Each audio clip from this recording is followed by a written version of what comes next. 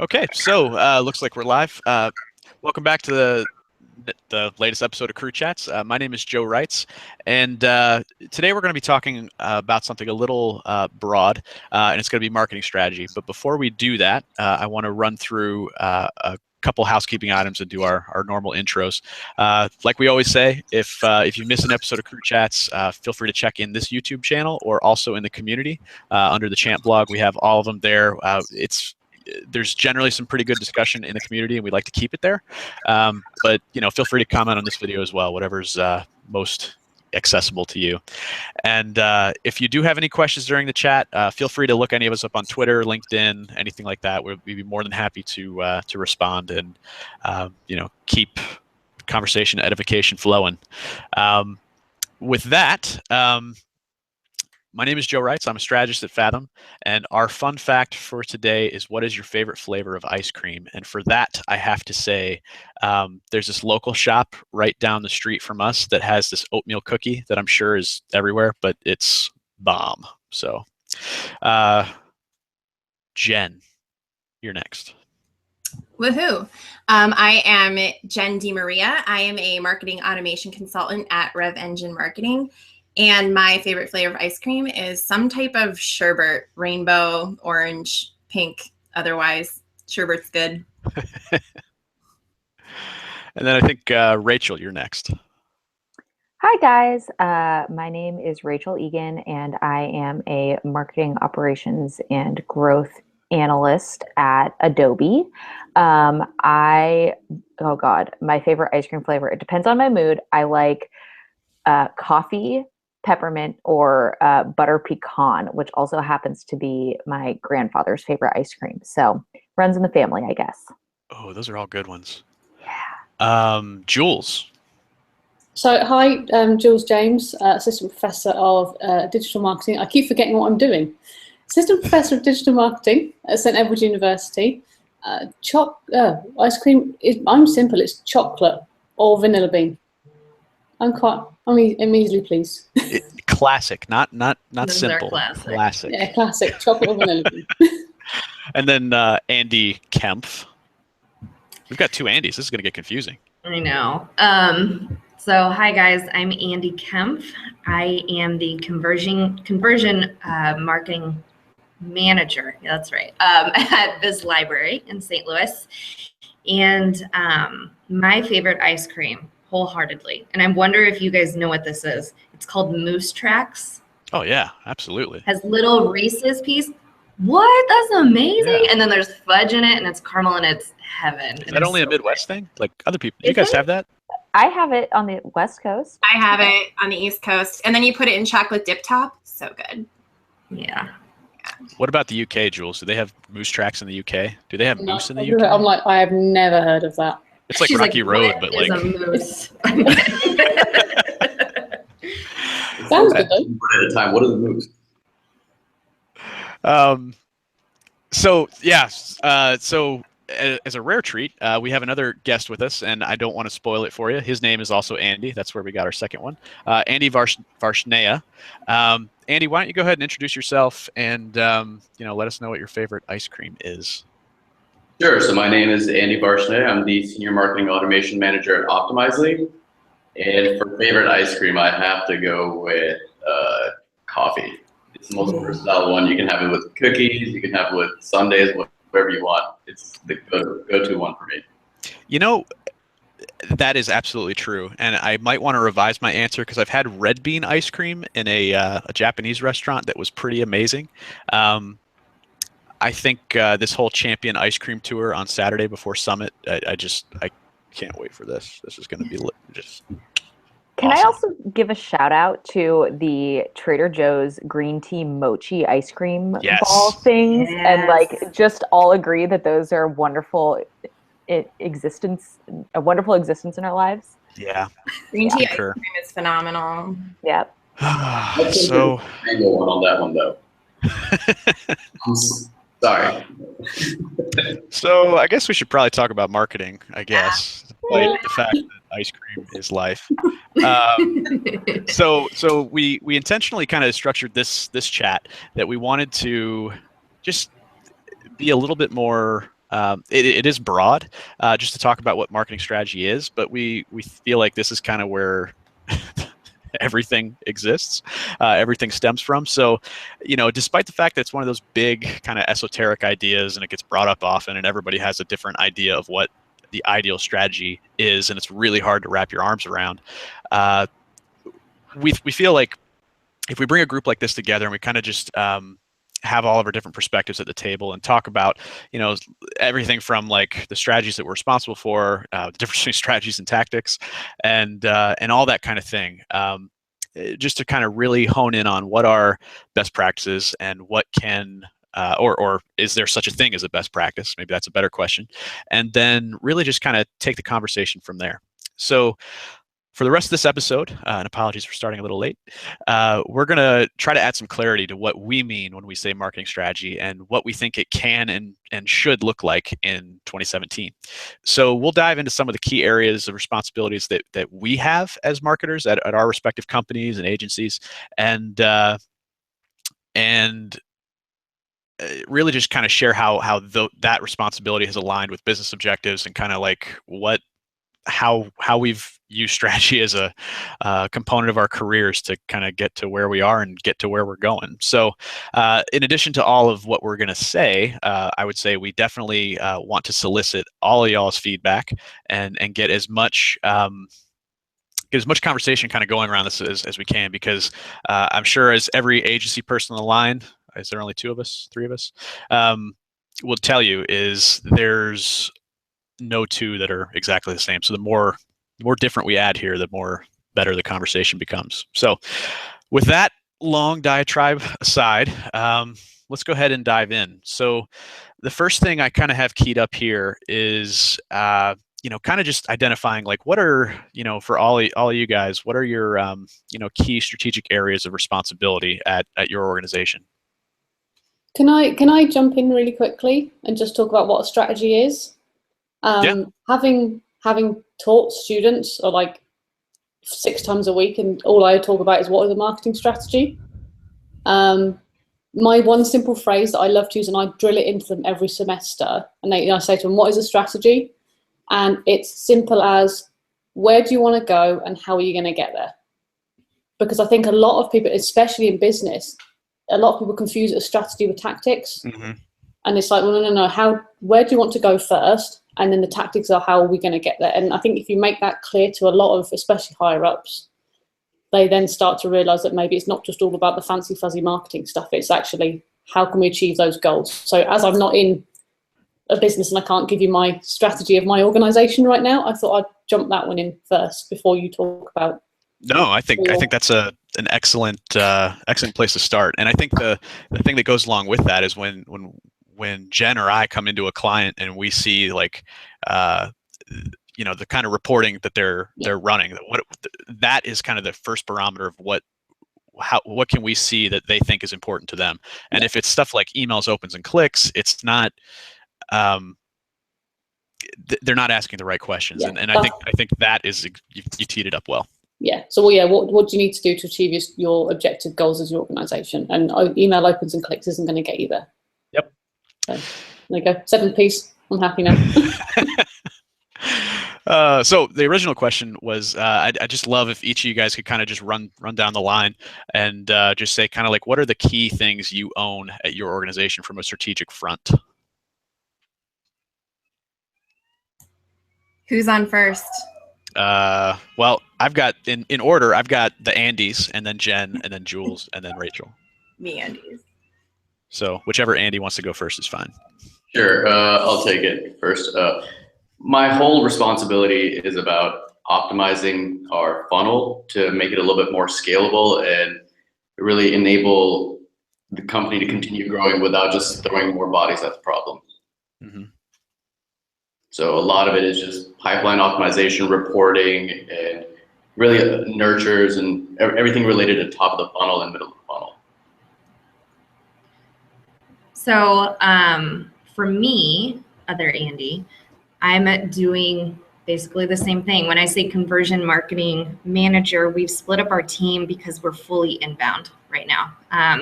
We have our attract team, our convert team, and our close team. And so what I'm in charge of is once we've attracted the leads in, is what can I do to convert these people to like an opportunity, an open opportunity. So that's where I'm at now. Cool. And then Jules? Is there any point? Because I don't have a Oh, yeah. cheeky role. I've right. done my bit. Jen, I think probably would be better. Yeah. Well, I guess we'll find out.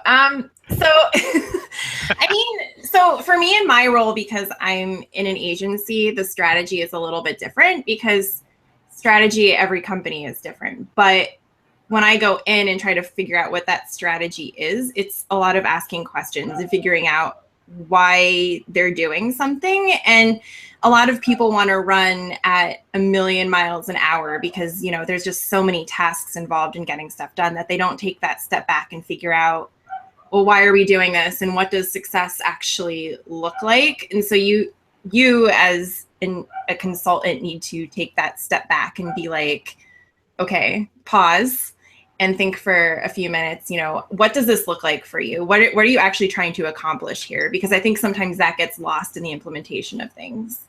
Yeah. Yeah. I guess that leaves me. Well, I'm currently transitioning into this new role because my company got acquired, but so I'm kind of getting the perspective at like a big company. I mean, we can all agree Adobe is a massive company. So they do things differently than I've ever done in the past. At TubeMogul, our strategy from a demand gen standpoint was definitely data quality, lead gen. We were getting into like some of the nurturing ABM stuff, but definitely like the reporting and attribution stuff as well. So we definitely were, we were kind of in the process of really solidifying our tech stack. And now that's what I'm doing right now as well in the transition, is figuring out how TubeMogul's tech stack and marketing stack fits in with Adobe's, which is a cool challenge to have, but it's not necessarily what we would consider to be a marketing strategy. Sure.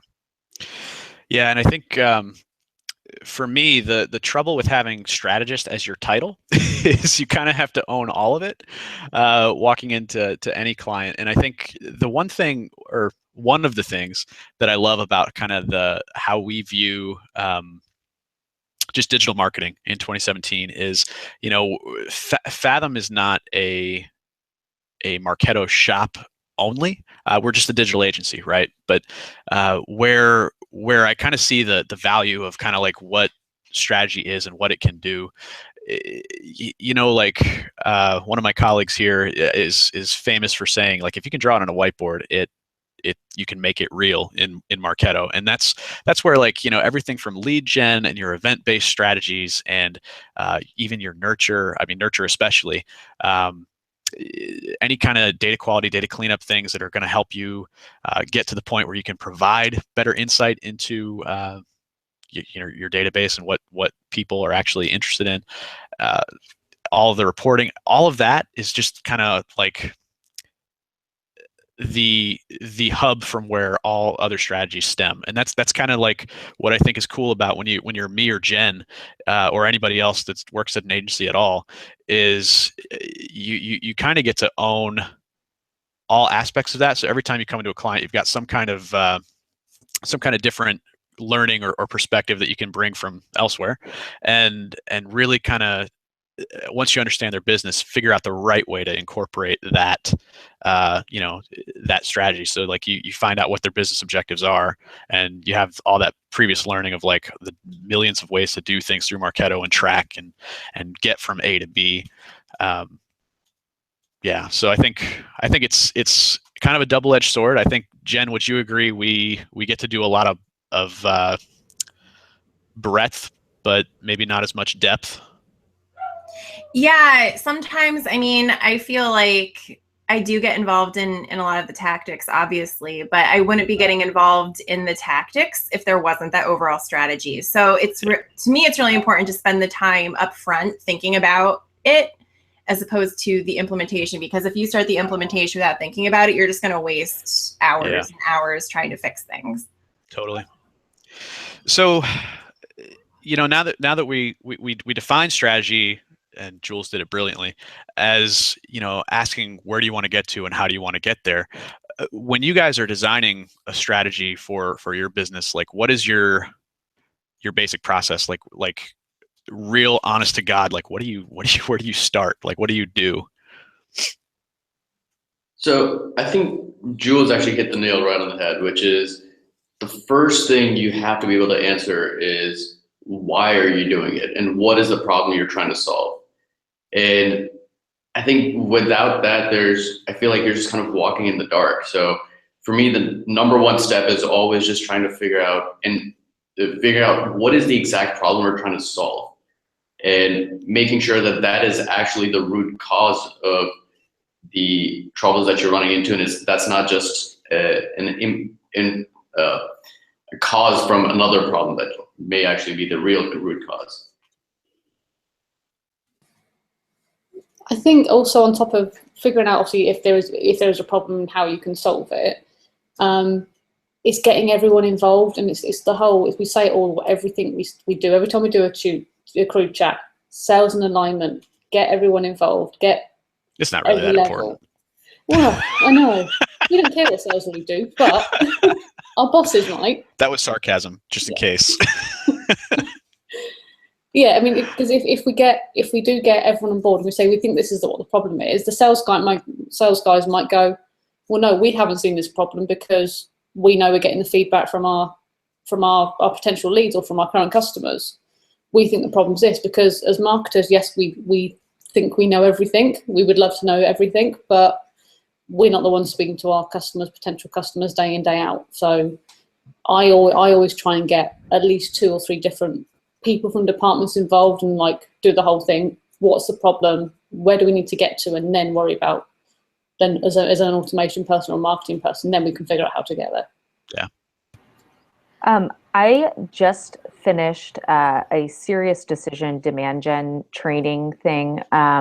And I would recommend, like, if people are just getting into either demand gen or trying to figure out how to build a marketing strategy, Serious Decisions has a lot of great resources online to read about. And they have like training sessions. I know some of them you have to pay for, but definitely it gives you a feel for, like, you could have the best marketing strategy ever. You could have a plan for how leads are going to get into the system, how you're going to nurture them, how you're going to increase pipeline velocity, all of that stuff.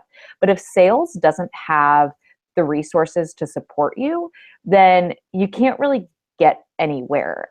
So, like Jules said, we say that a million times every day, like sales and marketing alignment is really important, but it really, like, it's fundamentally like you have to build your marketing strategy so that it fits in with the needs of the sales team and with what your company can handle. Because if your company can't handle, if you can generate 100 MQLs per week or per day or whatever, it doesn't mean anything unless your sales team or your inside sales team or whatever can actually handle those leads. So that's just really important. So just make sure that you are communicating, what your company's goals are for the year, and then what sales goals are, and then build your marketing goals so that they fit in with those business goals. Yeah, and I think it breaks my dark little heart, but that what you just said was exactly what we were planning to say at Summit around the whole idea of MOPS and sales and marketing alignment, and like the things your mama never told you, and tracking the number of MQLs and what you can do with them totally is nothing next to the power of actually being able to action them and report on what happens to them. So that, yeah, breaks my heart. For those of you who don't know, Joe and I were going to present together at Summit, and something came up, and I will not be presenting. But what would happen if I just brought you on stage anyway? Like, let's not go there. But I'll wave from the audience. I'll be there. I will be there. And Jen and Jules have an awesome session with Dory as well. And Andy, guest Andy, I don't know if you're presenting, but I would plug yours if I knew if you were presenting or not. Yeah, Shameless plug. hopefully. Thank you. I'll just be there hanging out, wearing a t-shirt, being like, I'm with them. All of us. I'm with the band. So I have a question. So what we've talked about a few different things about strategy, and you can go in so many different directions. Like, for example, we were talking about strategy in our marketing meeting this morning, and I know that, like, I know what our targets are for the year for our marketing team. We know that, like, if we create X amount of leads, we have X amount of opportunities closed, meaning those convert to a close win, and so on and so forth. So this year for our marketing team, our entire strategy is built around lead gen. What we're doing is trying to build our database. And if it's all lead gen, you have to eventually work into nurturing. But a lot of our efforts and a lot of our value time is spent on doing sponsored webinars or going to trade shows and collecting these leads. So what do you guys, where are you guys at? Like, if you're brand side, for example, or for you agency people, like, what do you see with that? Those people, you dark people. But that was a weird way to say that. I didn't mean it like that. But What you mean, you people? I know. So we're mainly focused on lead gen, and nurturing is where my team comes in. I know that that's kind of a weak spot of where we're at. Like, what is your actual strategy right now? And maybe your teams are a little bit bigger and have been around longer, but I'm just interested to know what you're doing. So I can tell you what I've done in the past and kind of give you the hindsight from it. In terms of nurture, at a past organization, we kind of structured everything around thought leadership, for better or for worse. I mean, it was good for from the standpoint of we had top of funnel content and just messaging nailed. Like, this was all useful stuff. It was all very good at getting, not just acquiring leads, but just getting continual engagement out of leads. I'd say, with the benefit of hindsight, what I think would have been, or maybe even the best place to go from there, is building a nurture strategy that's more in tune with, like, if you've got a revenue cycle model, more in tune with that, but really just kind of all along the buying cycle of, like, if we can talk to top of funnel people differently than middle of funnel people, differently than bottom of funnel people, in most B2Bs, that is pretty consistent, that you can, kind of alter the messaging, because it follows that whole arc of, like, awareness, consideration, conversion. And, like, in the awareness phase, you're talking about, like, this is your first date scenario. Like, how do I make you interested in me by the end of this dinner? I don't do it by talking about myself. Date 4 or 5, I'm feeling pretty good about this. I feel like you like me a little bit, and I can start to kind of flaunt a little. And by the end, I'm just telling you everything you need to know to make an informed decision about whether or not you want to spend the rest of your life with me. That is a very fatalistic way to look at marketing, but I feel like it somehow always works for my mindset of just, like, it's putting the right, the barometer on nurture is just putting the right thing in front of the right person at the right time, with the hope that makes the right result. I've probably said that on another crew chat, but nurture is, it's so close to what we all do. I also, going into that, and I just saw Jen unmute as well, so sorry, Jen. I going into that, like, if you're going to figure out, like, how to market to different sections of your funnel, I would also put time and effort, a lot of time and effort, into looking into developing personas, because you're going to have personas for, I mean, depending on how big your company is or how big your audience is, you're going to have personas based on vertical, based off of business need. Maybe you have a variety of products. Adobe has 3 different clouds that we market. So maybe somebody's interested in Creative Cloud, but they're not interested in Marketing Cloud, or the other way around. Obviously, opportunity for cross-sell, but that's a conversation for another time.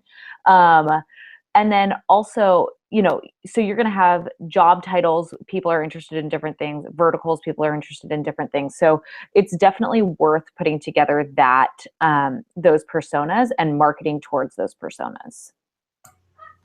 Yeah, I mean, what I was going to say sort of plays into that. Like, my experience has been, if you're focusing on lead gen, just make sure you're really capturing, how those people came in, because believe it or not, people forget to do that. Like, they don't have their acquisition program set up. They don't have their lead sources set up. They don't have first touch, last touch set up so that they can track that. Because even if you're not at a point where you can think about nurture, you need to be able to make sure that you're collecting enough data that when it comes time to plan that, you have that information, if that makes sense. Because believe it or not, that gets forgotten. So in our little side chat on the channel, I asked an open-ended question, like short of personas, short of well, yeah, I guess I'm not going to limit the question. How do you, like, if you're going to do kind of a funnel-based nurture and you're going to do something like that, what are your triggers for putting someone from top of funnel to middle of funnel? Or like, even if we're not talking about funnel, let's just talk about from stream to stream. What are the key things that you're typically listening for? So, kind of answering that as well as what we had talked about before, which was just, how do you approach nurture? One thing I've actually noticed a lot of companies tend to overlook is simply the leaky bucket problem, which is that, they'll gladly move or start nurturing people when they enter a stage, but they won't necessarily do anything with the people that fail to move on to the next stage. And so for me, that's my go-to strategy for using nurtures, is really trying to make sure that we keep all the leads moving through the funnel that way.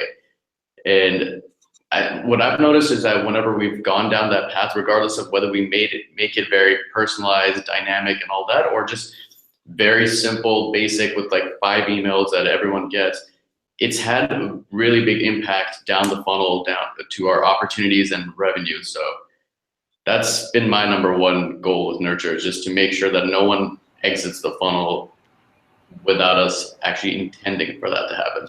That's really interesting, Andy, because it's really weird to say my name, Andy, and the fact that we're doing we have similar jobs, but in that we're both working and operating like middle and bottom of funnel, that's exactly what I'm doing. Once we get a lead in and they're qualified, my next step is, once they go into a status where it's like, we call it nurture low interest, meaning that an SDR got off the phone with them and they're like, okay, well, they're not ready to buy or anything like that, so let's continue to nurture them and get them into a point of re-engagement.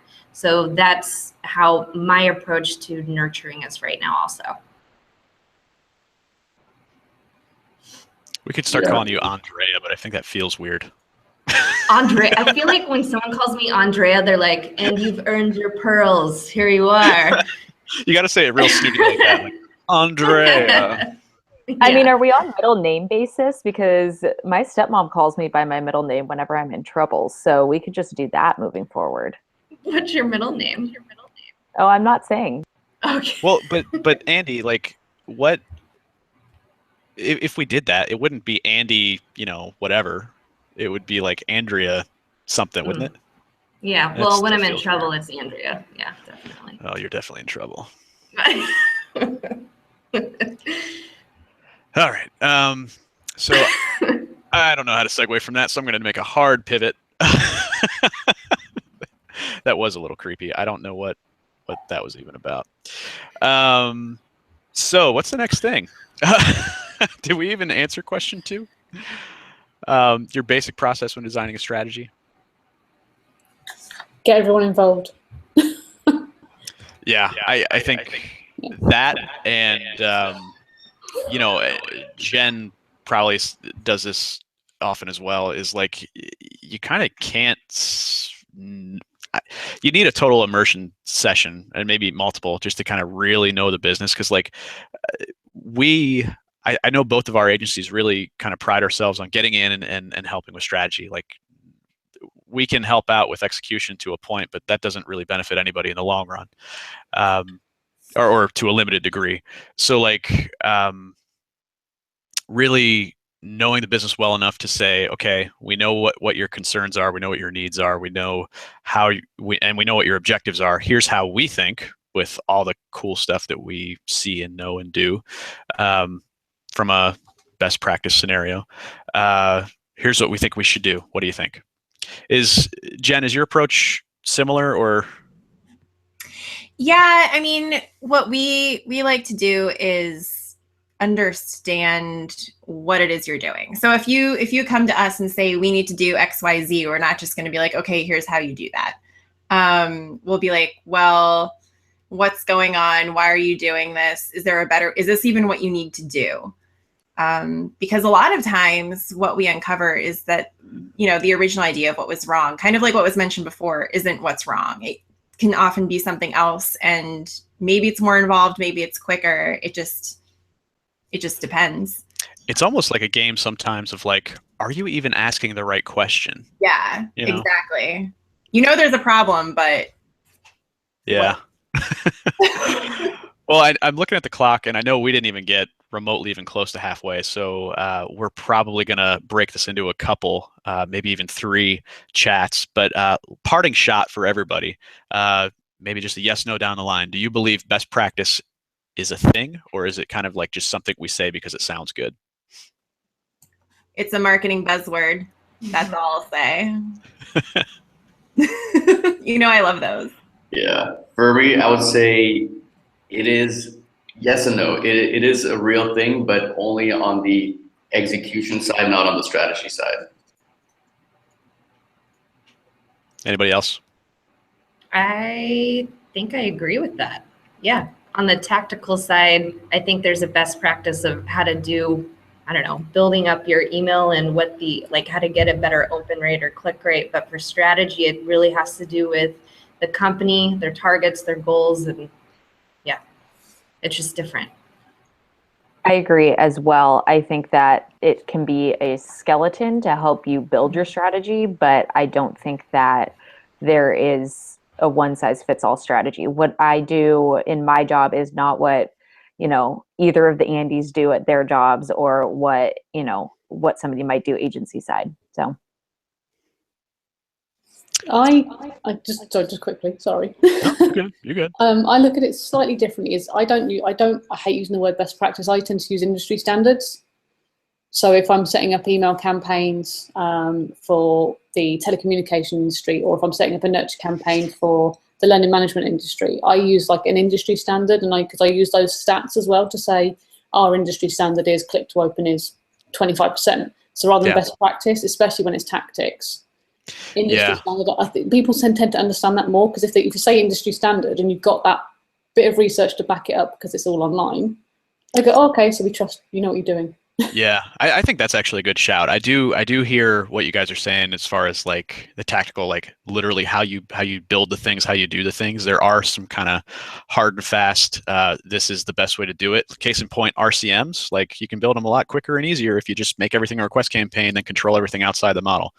That's just a functional thing of execution. But I love what you just said, Jules, about industry standards, because that's the other side of it. Is like, I can talk about best practices all day, but like best practices for client X are totally different than client Y than client Z. Like they've all got, one might be B2B, one might be B2C, the other might be a blend of both. They've got different business objectives, different reporting needs, different everything. Yeah, different you're always going to get different results. Yeah, and just by simple virtue of being a different industry, all that reporting data gets skewed. So I don't know if you guys have any other resources. I know the Silver Pop put out a pretty good like kind of benchmark study of like just basic kind of metrics. Like the more tactical stuff like opens and clicks. But do you guys have any other sources of like what those industry standards might be? I use Smart Insights. It's a digital marketing website. It's by an author called Dave Chaffee, who's actually an academic author, but he does a load of practical research, and Smart Insights does a lot of industry standards. So it's a good one to use. Cool. Kissmetrics is kind of cool too. They tend to have a lot of interesting data from time to time, so I check them out on occasion. Are you just like name dropping people that are going to be at Summit so they send you a box of swag? Listen. Hey, I was going to I say am Kissmetrics. Jen hadn't. Listen, she has needs and swag needs. Those needs involve socks. Socks. I need some socks. Lots of socks. Well, not only did we start late, but I think we've gone late now. So I'll go ahead and turn this one off. Andy, if it was great having you on. If you'd be open to it, we'd love to have you on again to kind of finish this one out. But we'll sign off now, and we'll talk soon. See you guys.